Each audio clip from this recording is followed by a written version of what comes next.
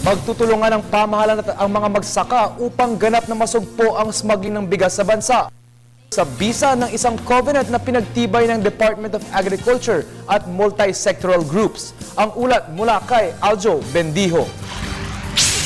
Bilang tugon laban sa laganap na smuggling ng bigas sa bansa, isinusulong ngayon ng grupo ng mga magsasakat ng gobyerno na maging sole importer ng ordinaryong bigas sa National Food Authority. Ito ay isa sa mga key provisions sa covenant na nilagdaan ng multi-sectoral groups ng industriya ng bigas na kinabibilangan ng pribado at publikong sektor.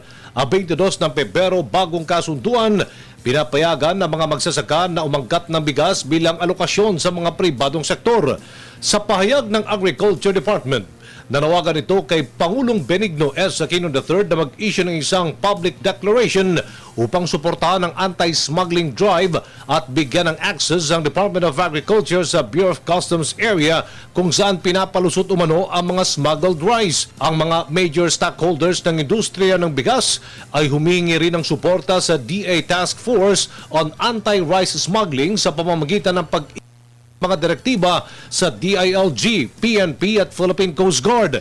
Sinaksihan ni na Agriculture Secretary Proceso Alcala at NFA Administrator Orlan Calayag ang signing ng Covenant of Multi-Sectoral Groups of Rice Industry.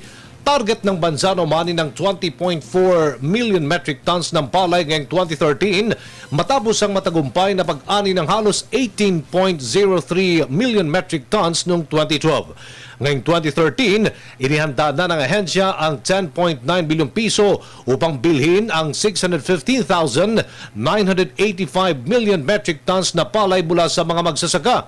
Binibili ng NFA ang malinis at tuyong palay mula sa mga magsasaka sa halagang 17 pesos kada kilo, kasama na ang insentibo tulad ng graduated delivery fee na 50 pesos kada kilo, drying incentive fee na 20 pesos kada kilo at CDIF na 30 pesos bawat kilo.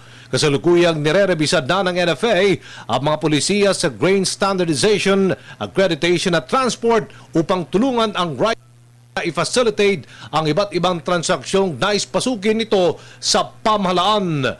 Para sa Telebisyon ng Bayan, Aljo Bendijo.